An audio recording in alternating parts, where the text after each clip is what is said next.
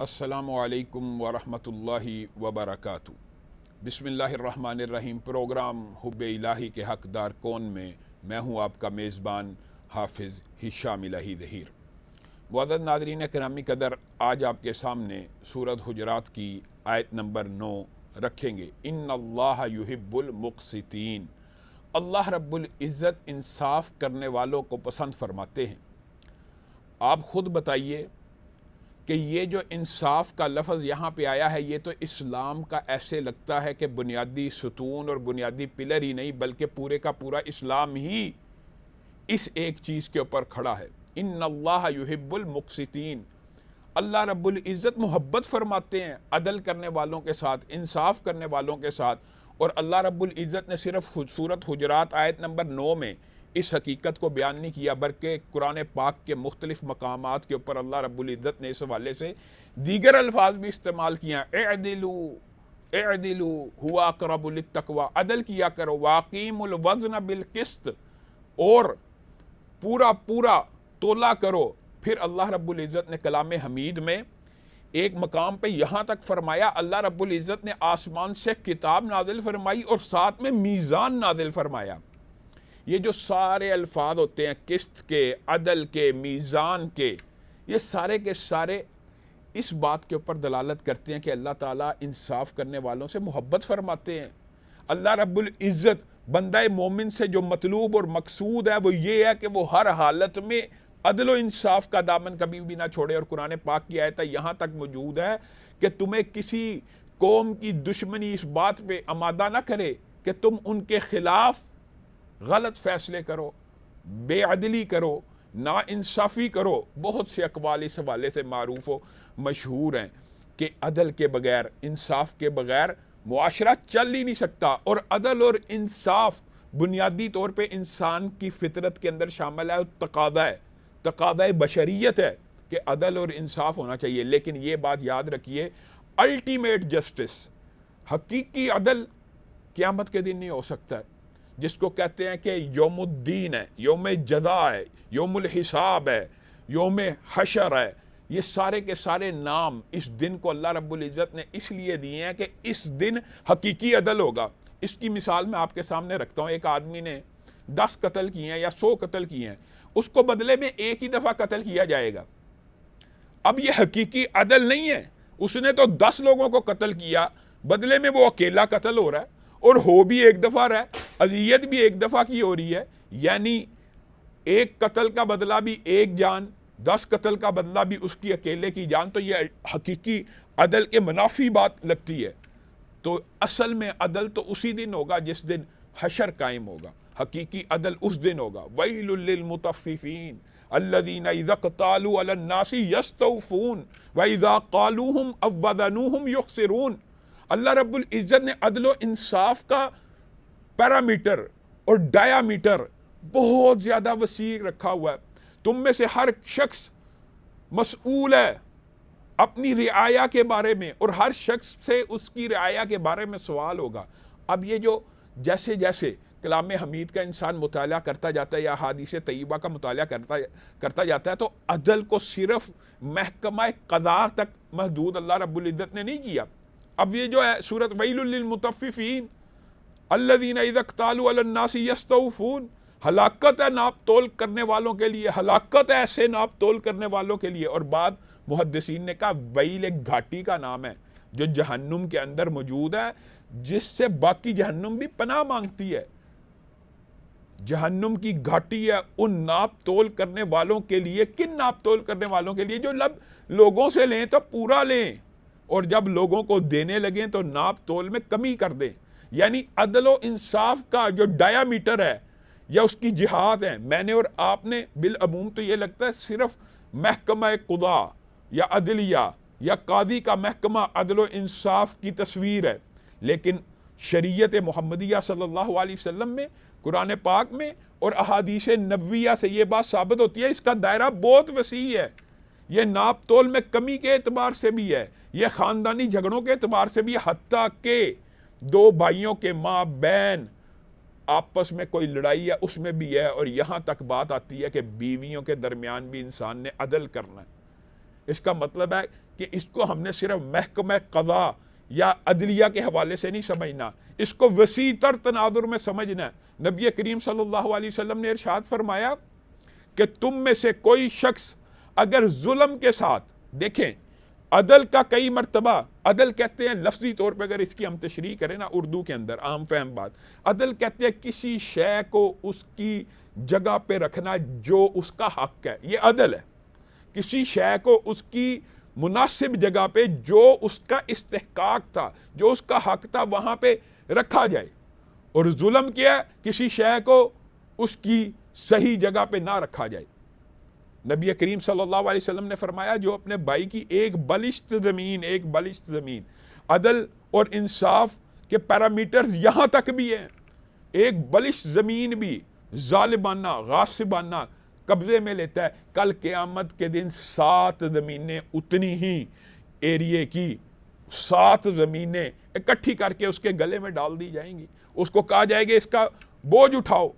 تو عدل و انصاف کا اگر ہم ڈایامیٹر دیکھیں تو جہاد دیکھیں، یہ صرف اور صرف محکمہ قضا تک نہیں ہے، لیکن محکمہ قضا کے حوالے سے بھی یہ بات بھی یہاں پہ ہم نے سمجھنی ہے کہ شریعت محمدیہ صلی اللہ علیہ وسلم میں عدلیہ کے بھی بہت بنیادی ستون اور بنیادی اکائیوں تک اور جزیات تک کو بیان کیا ہے۔ مثلا ایک جرم ہے، شریعت میں یہ بھی بات موجود ہے کہ کسی بھی جرم کا ثابت ہونا کیسے ہوگا۔ شریعت کے اندر کوئی بھی جرم صرف 3 وجہوں سے ثابت ہو سکتا ہے۔ ایک بندہ اقرار جرم کر لے کہ میں نے یہ جرم کیا۔ اب یہ جو اقرار جرم ہے یہ بہت زیادہ اہمیت کا حامل ہے شریعت میں، سارے کے سارے گواہوں کے نصاب کو اقرار جرم ساقط کر دیتا ہے، یعنی گواہوں کی پھر حاجت نہیں رہتی۔ جو نصاب شریعت میں مقرر ہے کہ اس جرم کا اس کے اوپر 2 گواہ ہونے چاہیے، اس جرم کے اوپر 4 گواہ ہونے چاہیے، لیکن بندہ خود جرم کا اگر اقرار کر لیتا ہے تو سارے کے سارے گواہوں کی جو نصاب شریعت نے مقرر کیا وہ ساقط ہو گیا۔ اب اکیلا اقرار جرم کے لیے کافی ہو جائے گا، نمبر 1 بات۔ نمبر 2 بات، بندہ اقرار نہیں کر رہا، پروب کیا گیا، انویسٹیگیشن کی گئی، یا گواہ شریعت میں جو نصاب مقرر کیا گیا وہ گواہ مل جاتے ہیں اتنے ہر جرم کی مختلف گواہوں کا نصاب ہے، وہ مل گئے، اب بھی جرم ثابت ہوگا۔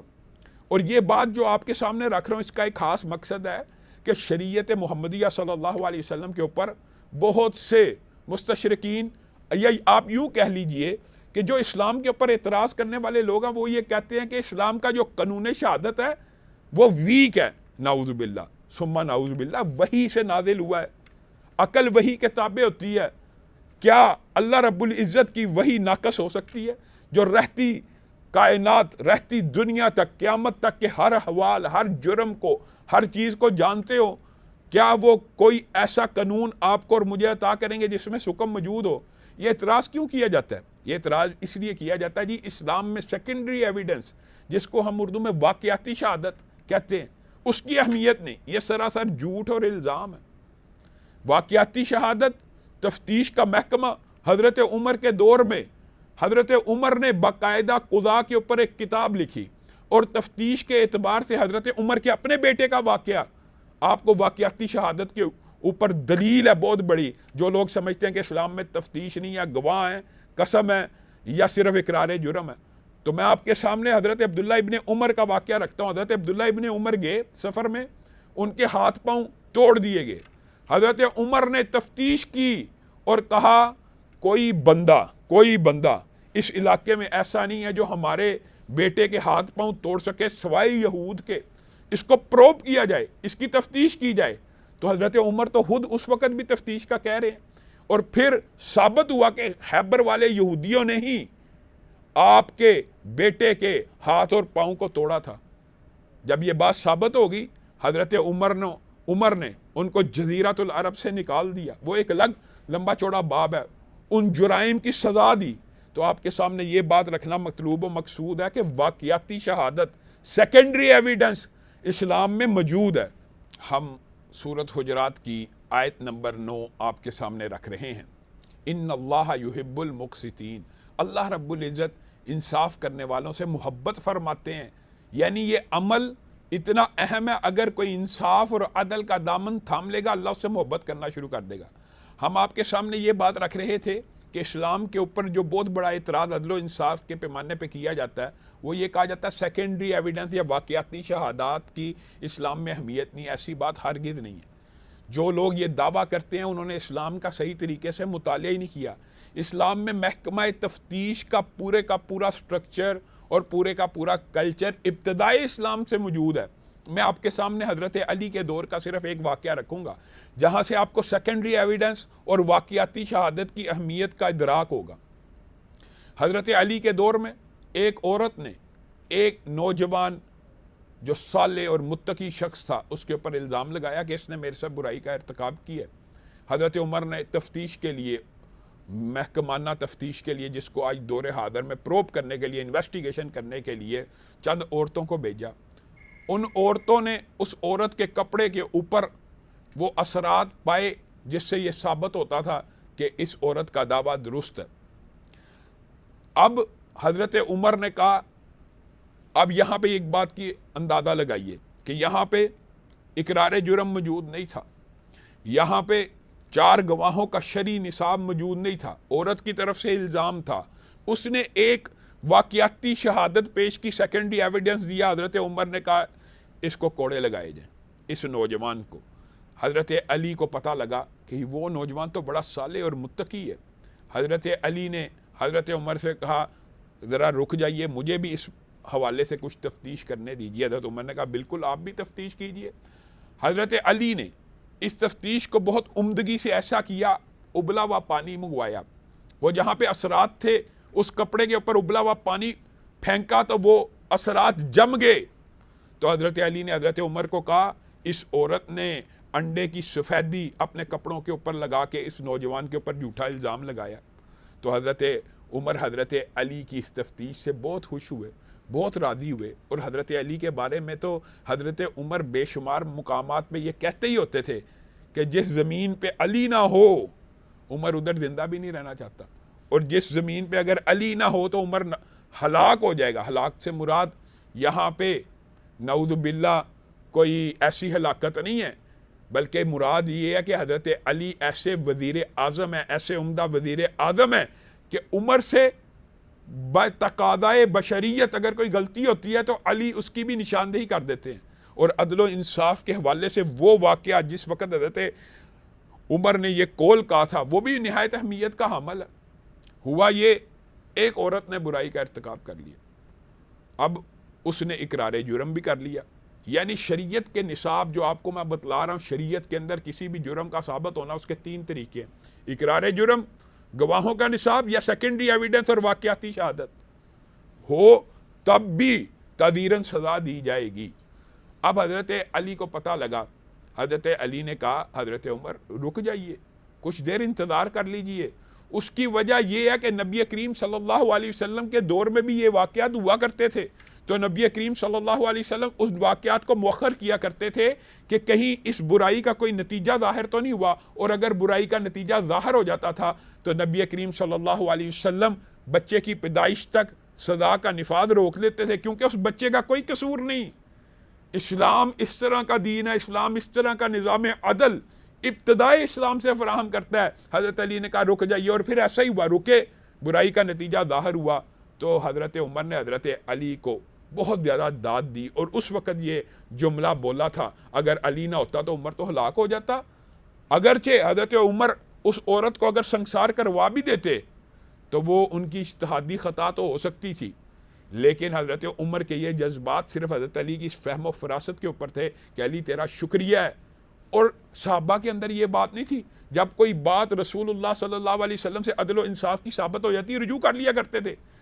اب حضرت عمر خلیفۃ المسلمین ہے، لیکن حضرت علی کی بات کو مانتے ہوئے رجوع کر رہے ہیں اور خوش ہو رہے ہیں اور ان کو داد دے رہے ہیں اور ایسا عمدہ قول کہہ رہے ہیں. کس وجہ سے؟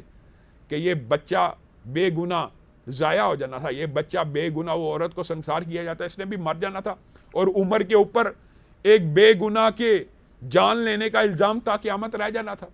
اسی طرح حضرت علی ہی کی سیرت کے اندر اور حضرت عمر کی سیرت کے اندر ایک واقعہ یہ بھی ملتا ہے عدل و انصاف کے حوالے سے کہ صحابہ عدل و انصاف میں بھی قرآن اور سنت کی طرف رجوع کیا کرتے تھے. اور اسلام کا بنیادی تقاضا بھی یہ ہے کہ عدل و انصاف کے جتنے بھی معاملات ہوں ہمیں فی الفور قرآن اور سنت کی طرف فی الفور رجوع کر لینا چاہیے۔ حضرت عمر کے دور میں ایک مرتبہ پھر ایسا واقعہ ہوا، ایک عورت نے برائی کا ارتکاب کیا، یہاں پہ بھی شرعی نصاب پورا، حضرت عمر نے اس کے بھی سنسار کرنے کا حکم دے دیا۔ حضرت علی کو پتہ چلا، حضرت علی آئے، اس نے حضرت علی نے پروب کیا، تفتیش کی، پتہ چلا عورت مجنون ہے، عورت کے اندر عقل نہیں ہے، عورت کے اوپر دورے پڑتے ہیں بے ہوشی کے، اور عورت کے اوپر جنون کا دورہ آتا ہے۔ حضرت علی حضرت عمر کے پاس گئے اور کہا آپ نے نبی کریم صلی اللہ علیہ وسلم کی وہ حدیث نہیں سنی، رفع القلم عن الثلاثہ، 3 بندوں کے اوپر سے قلم اٹھا لیا جاتا ہے، عن النائم حتی یستیقظ، سویا ہوا بندہ یہاں تک کہ اٹھ جائے، عن الصبی حتی یحتلم، کوئی بھی نابالغ ہو جب تک بالغ ہو جائے، اور عن المجنون حتی یعقل، اور اس پاگل کے اوپر سے بھی قلم کو اٹھا لیا جاتا ہے جب تک وہ ہوش میں نہ آ جائے، جب تک وہ تندرست نہ ہو جائے۔ تو اس عورت کو میں نے مشاہدہ کیا، یہ تو پاگل اور مجنون لگتی ہے، اس کے اوپر شرعی حد نہیں لگ سکتی۔ کیا حضرت عمر ضد میں آ گئے؟ حضرت عمر اکڑ گئے کہ نہیں، میں امیر المومنین ہوں، میں نے سزا جاری کر دی ہے، اب میں فیصلہ واپس نہیں لے سکتا، بلکہ حضرت علی کا شکریہ ادا کیا۔ یہاں سے ہی اسلام کے بہت سے اصول اور قوانین اور ضوابط عدل و انصاف کے حوالے سے ظاہر ہوتے ہیں۔ ان میں سے ایک یہ ہے کہ جو محکمہ قضاء کا قاضی ہو، اگر کوئی فیصلہ کر دے، اس کے اندر سے بعد میں کوئی قانونی حکم نکل آئے، وہ اپنا فیصلہ واپس لے سکتا ہے، کیونکہ وہ بھی انسان ہے، اس سے بھی غلطی ہو سکتی ہے، اس سے بھی غلط ڈیسیژن ہو سکتا ہے۔ تو فیصلوں کا واپس لینا یہ بھی اسی بات کے اوپر دلالت کرتا ہے کہ عدل و انصاف کا تقاضا حقیقت میں یہی ہوتا ہے کہ فیصلہ جو بھی کیا جائے وہ ہر قسم کے قانونی حکم سے پاک ہو۔ اور ایک بات نہایت اہم ہے جو آپ کے سامنے رکھنا چاہتا ہوں، جس کی وجہ سے ہمارا پاکستانی معاشرہ بہت زیادہ افراط و تفریط، اور آپ یہ سمجھ لیں ہماری عدلیہ کے اندر، ہمارے محکمہ قضاء کے اندر، ہماری جوڈیشل سسٹم کے اندر سب سے بڑا جو نقص اور حامی ہے، اور قانون کے ایک طالب علم ہونے کے ناطے سے بھی میں جانتا ہوں اور آپ کے سامنے رکھنا چاہتا ہوں، وہ پتہ کیا ہے؟ مالی مقدمات کو سول میٹر کہہ کے اس کے جو نتائج ہیں یا اس کے جو معاشرے کے اوپر اثرات ہیں ان کو کم کیا جاتا ہے۔ معزز ناظرین گرامی قدر، آپ سیرت محمد صلی اللہ علیہ وسلم، سیرت خلفائے راشدین کا اگر جائزہ لیں گے نا، آپ کو نظر آئے گا حضرت ابو بکر، حضرت عمر، حضرت عثمان، حضرت علی اور نبی کریم صلی اللہ علیہ وسلم مالی مقدمات کے فیصلے فرما رہے ہیں، اور جو کریمنل نوعیت کے معاملات ہیں ان کے فیصلے قاضی عام جو متعین ہے وہ کر رہے ہیں۔ ہمارے پاکستان میں ہمارے جوڈیشل سسٹم میں الٹا معاملہ ہے، یہاں پہ کریمنل لا کی زیادہ اہمیت ہے، اور کریمنل لا کو فی الفور ڈیل کیا جاتا ہے اور اس کو اعلیٰ عدلیہ تک لے کے جایا جاتا ہے، اور جبکہ جو مالی نوعیت کے مقدمات ہوتے ہیں وہ سول جج اور نچلے درجے کی جو عدلیہ ماتحت عدلیہ اس کے سپرد کیے جاتے ہیں۔ حقیقت میں کیا ہونا چاہیے کہ مالی مقدمات اصل میں کسی بھی معاشرے کے اندر جرائم کی جو بنیاد ہے وہ مالی مقدمات کی وجہ ہوتی ہے۔ آپس میں بھائیوں میں لین دین کا تنازع، باپ بیٹے میں جائیداد کا تنازع، ہر تنازع مال کی وجہ سے جنم لیتا ہے۔ جب مالی مقدمات عدالتوں میں 18 20 سال چلیں گے تو نتائج کیا ہوں گے؟ کوئی بندہ اٹھے گا انتقام لینے کے لیے، کسی کو گولی مار دے گا، کسی کو قتل کر دے گا۔ اب جب یہ قتل کر دے گا نا، تب قانون تیزی سے حرکت میں آئے گا، کیونکہ اس کو ہم کریمنل لا کہتے ہیں ہمارے پاکستان کے موجودہ سسٹم کے اندر۔ یہ نہایت افسوس کی بات ہے، اگر ہم مالی مقدمات کو پریورٹی دیں اور اس کا ایک ضابطہ مقرر کریں کہ اس مالی مقدمے کو 3 ماہ یا 6 ماہ میں پروب کر کے اس کی مکمل تفتیش کر کے اس کو ختم کر دینا اور نمٹا دینا اور فیصلہ کر دینا ہے، یقین مانیے آدھے سے زیادہ جرائم معاشرے میں ختم ہو جائیں، لڑائی جھگڑے کے، تنازعات کے، مارنے کے، ایک دوسرے کو قتل کرنے کے۔ اور پھر شریعت محمد صلی اللہ علیہ وسلم کے اندر ایک حدیث ہے جس سے موجودہ عدلیہ یا جوڈیشل سسٹم شاید واقف ہی نہیں ہے، جس کی وجہ سے معاشرے میں بہت زیادہ قتل ہوتے ہیں۔ نبی کریم صلی اللہ علیہ وسلم نے ارشاد فرمایا، جو قاتل ہے، قاتل وہ کبھی مقتول کا وارث نہیں بن سکتا۔ اگر اس حدیث کو جوڈیشل سسٹم میں اپلائی کر دیا جائے، یقین مانیے رشتہ داروں کے جتنے قتل ہیں رک جائے۔ بیٹا باپ کو قتل کرتا ہے، یہ قاتل ہے، وہ مقتول ہے۔ اب شریعت میں تو یہ وارث تھا، لیکن نبی کریم صلی اللہ علیہ وسلم نے جب فرما دیا قاتل مقتول کا وارث نہیں بن سکتا، اب اس کو وراثت بھی نہیں ملنی۔ جب بچوں کو یہ پتہ لگ جائے گا، جب بھائیوں کو یہ پتہ لگ جائے گا، چچا رشتہ داروں کو یہ پتہ لگ جائے گا، اگر ہمارے ہاتھ سے کوئی قتل ہو گیا اور اس کے بعد بھی ہمیں وراثت نہیں ملنی، تو یقین مانیے اس طرح کے سارے جرائم ختم ہو جائیں گے۔ تو اصل بات یہ ہے کہ ہمیں قرآن و سنت کی طرف رجوع کرنا چاہیے۔ یہاں پر ناظرین ہم آپ سے لیتے ہیں اجازت۔ میں ہوں آپ کا میزبان حافظ ہشام الہی ظہیر۔ انشاءاللہ اسی موضوع کو ہم کنٹینیو کریں گے اپنے آنے والے پروگرام میں بھی۔ والسلام علیکم ورحمۃ اللہ وبرکاتہ۔